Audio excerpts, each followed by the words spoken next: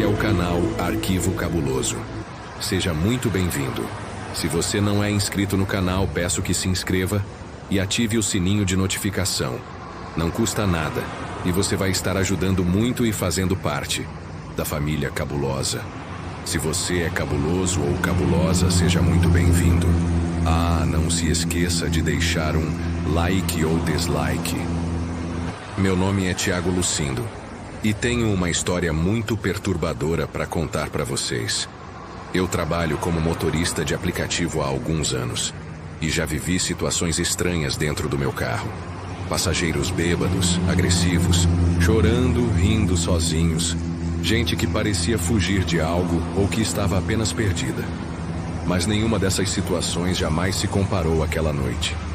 Até hoje, quando lembro dos detalhes, sinto um arrepio subindo pela espinha, como se alguém estivesse sussurrando meu nome no escuro. Talvez porque, no fundo, eu saiba que não era apenas uma corrida comum. Era uma madrugada de sábado.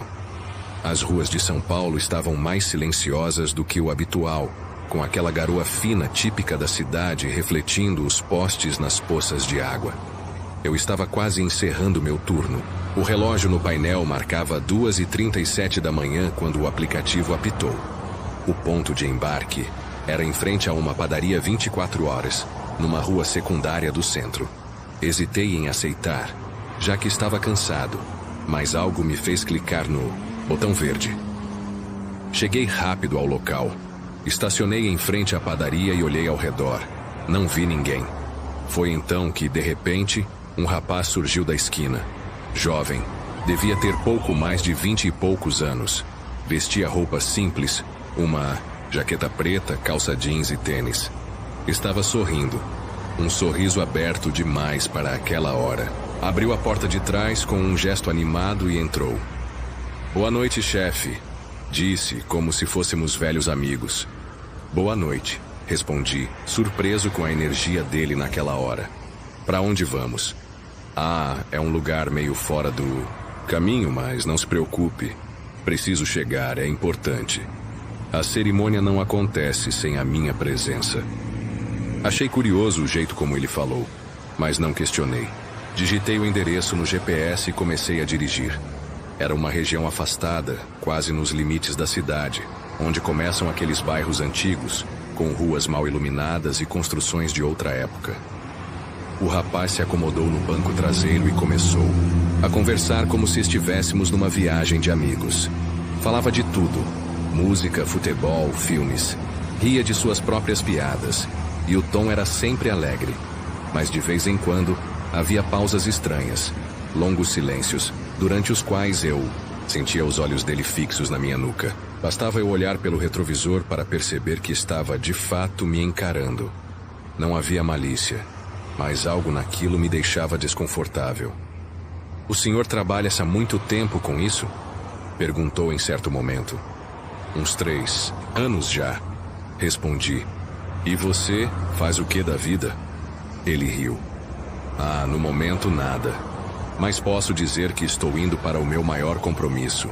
Depois dessa noite, acho que não vou precisar de mais nada." Fiquei em silêncio. Não sabia se ele estava sendo metafórico ou apenas excêntrico.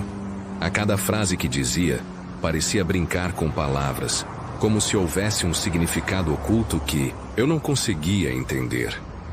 A corrida prosseguia. O GPS começou a me levar por ruas cada vez mais estreitas e sombrias. Quase não havia movimento.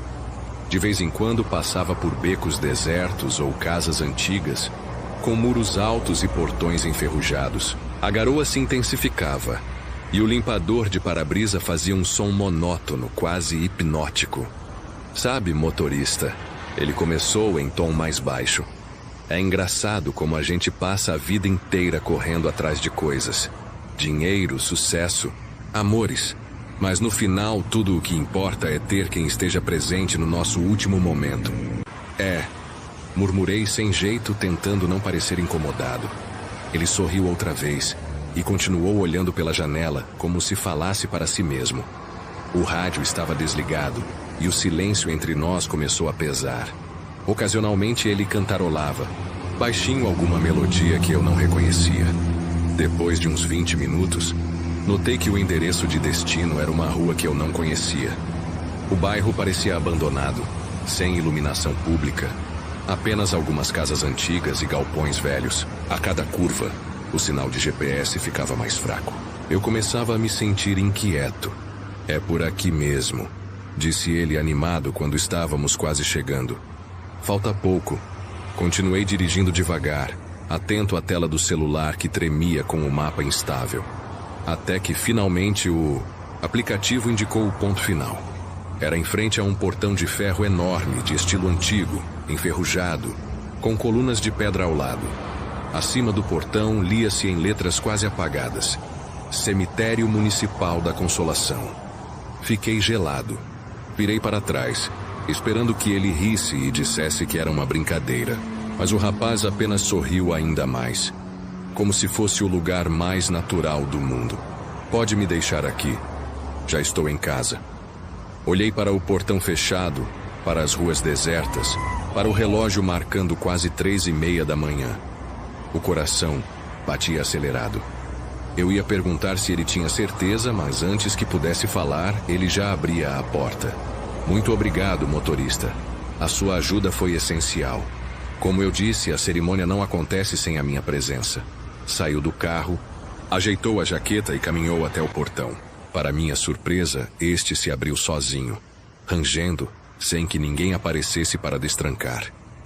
Ele entrou calmamente, como se fosse esperado. Por alguns segundos fiquei paralisado. Depois, impulsionado por uma mistura de medo e curiosidade, desliguei o carro e fui atrás. Não sei explicar porquê. Talvez porque algo dentro de mim gritava que eu precisava ver o que iria acontecer. Passei pelo portão enferrujado. O cemitério estava escuro, mas a lua cheia iluminava as alamedas de túmulos e árvores retorcidas. O silêncio era absoluto, quebrado apenas pelo som da garoa caindo nas folhas. O rapaz caminhava alguns metros à frente, despreocupado, quase saltitando. Segui-o a uma distância segura, tentando não fazer barulho. Ele passou por lápides antigas, por cruzes tortas e esculturas cobertas de musgo, até chegar a uma pequena capela no centro do cemitério. A porta estava entreaberta, como se aguardasse sua chegada. Ele entrou e eu, tomado por um impulso irresistível, fui até a porta. Empurrei-a devagar e olhei para dentro. A capela estava vazia. Bancos de madeira cobertos de poeira, velas apagadas nos castiçais, cheiro de mofo no ar. No centro, sobre um pedestal, havia um caixão aberto. Era estranho ver aquilo ali, sozinho, sem flores, sem pessoas, sem cerimônia alguma. O rapaz caminhou até o caixão, tirou a jaqueta, deitou-se dentro dele com naturalidade e apoiou as mãos sobre o peito. Sorriu para mim como se finalmente estivesse em paz. Obrigado pela corrida, motorista. Agora sim, a cerimônia pode começar. E então fechou os olhos. Senti o chão sumir sob meus pés. Meu coração disparou. Dei alguns passos para trás, incapaz de processar o que estava vendo. O silêncio da capela se tornou ensurdecedor. Era impossível negar. Eu havia levado aquele passageiro ao próprio velório. Saí correndo, tropeçando nos degraus, atravessando a alameda de túmulos até o portão. Entrei no carro sem olhar para trás. Liguei o motor e acelerei pelas ruas desertas. O som da chuva contra o para-brisa parecia agora um coro de vozes distantes me acompanhando.